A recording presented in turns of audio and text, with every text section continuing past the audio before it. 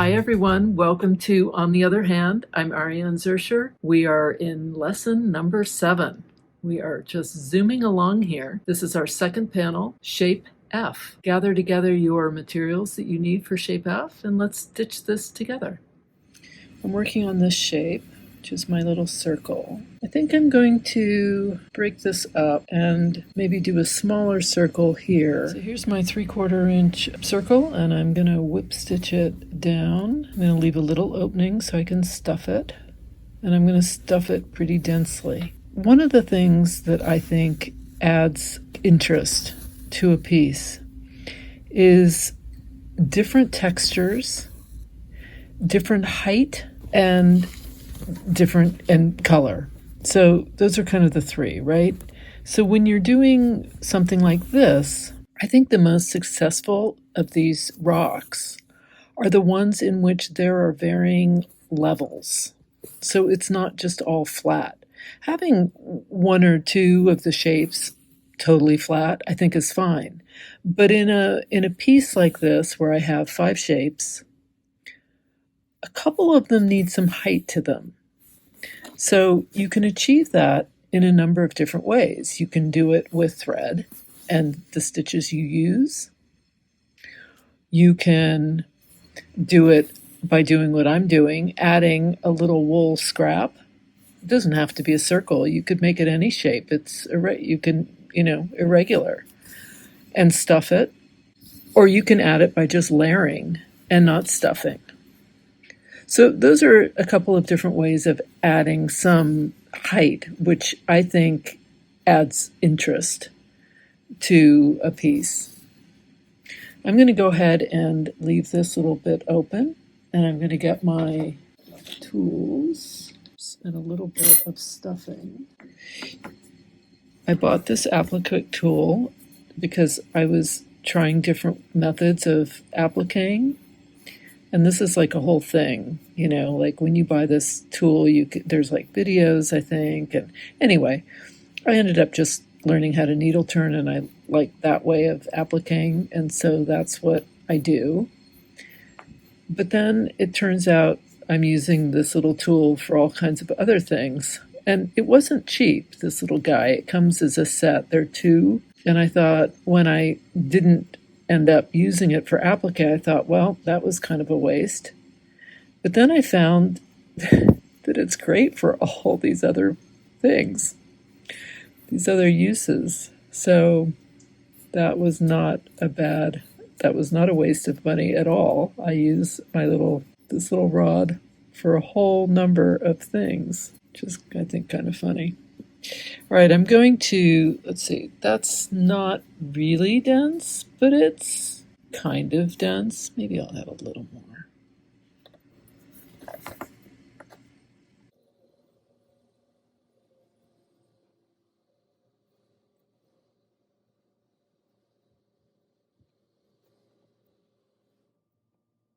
At some point I'll pan up with the camera and I'll show you my design wall.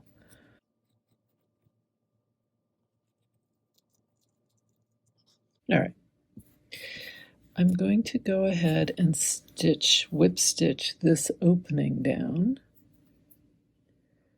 And I'm keeping these stitches pretty close because I don't want that stuffing to escape. Okay, so there he is. He's nicely stuffed, and we'll start doing something. All right, so I'm using my Camouflage Silk and Pearl number 24 chenille, and I'm doing a trellis stitch over this whole stuffed circle.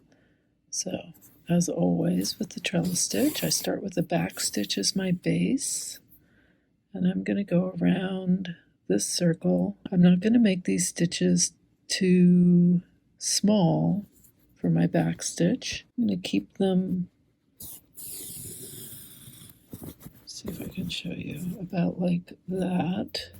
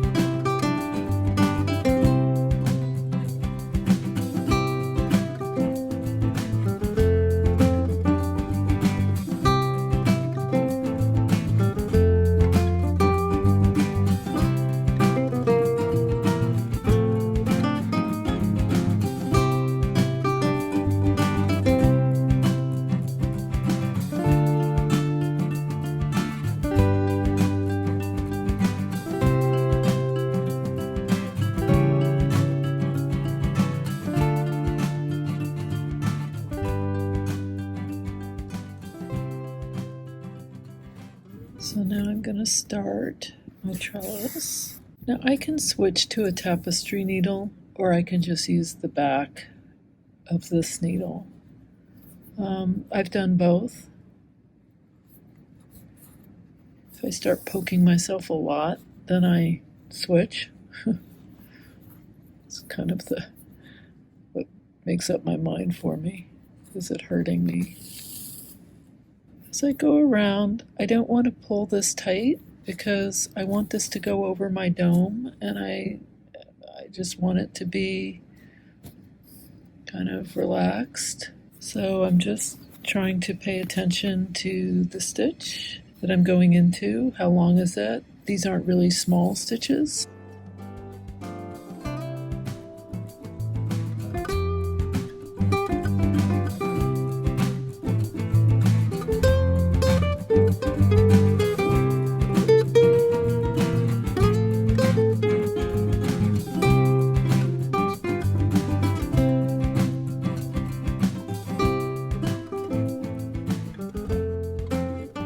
Alright, so I'm just starting to really tighten up now as I go around. I haven't started decreasing yet, but I'm definitely tightening as I go.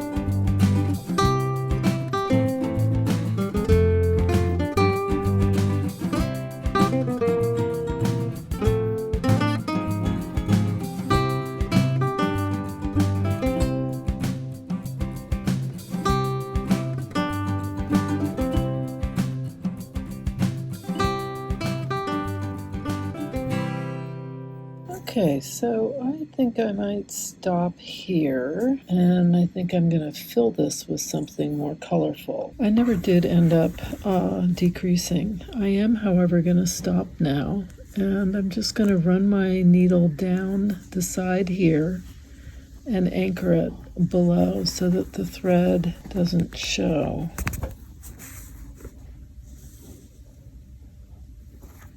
I'm using my Oriental linen wart frog and a buoyant needle, and I'm just going to make do a little tuft of grass like here. Turkey work, I guess, is what I'm doing.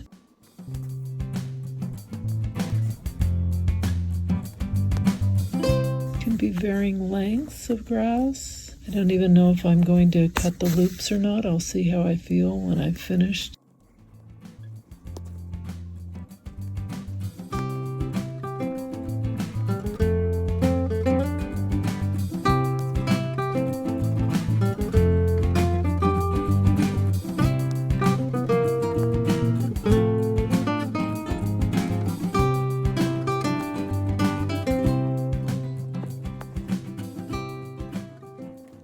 That's going to be it for this grass-like feature. And I think I'm going to do some 2-wrap French knots here. Maybe I'll do a colonial knot. I'll just do a few colonial knots right at the base here. Okay, got little sprays of buoyant knots, 8 wraps each.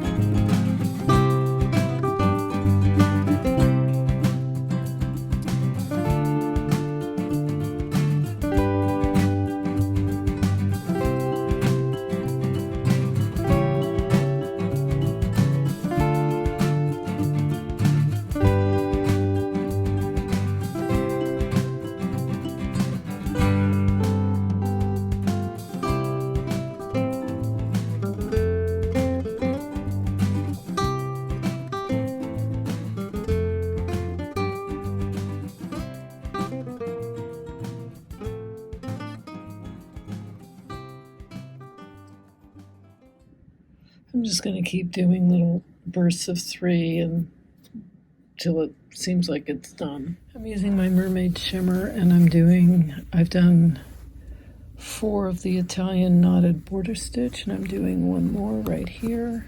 And then I'm putting a 3 wrap pistol stitch in between each one of them.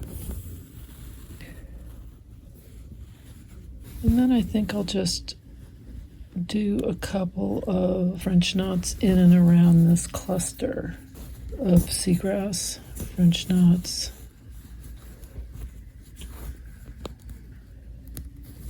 Just a couple of them.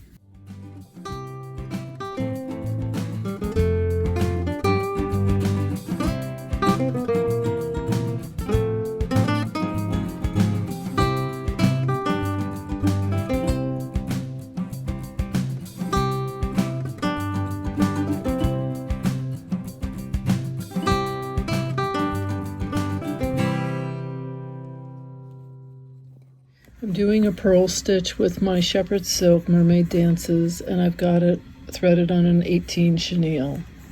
So I'm going to come down, make a little stitch here. On this thread that's coming across, I'm going to put my needle down, and I'm going to turn it to the 1 o'clock position.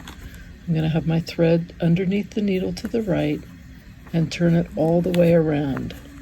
I'm going to hold those stitches with my thumb and pull it through, and that gives me a little purl, and I'm going to keep going around this lower portion of this little shape.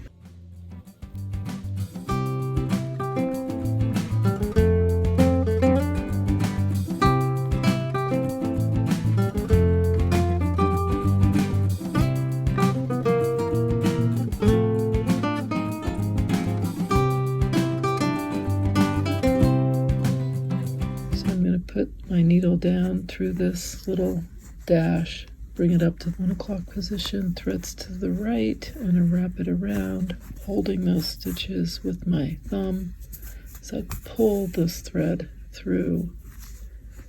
And there we have the little purl. And then I'm going to just end it right there.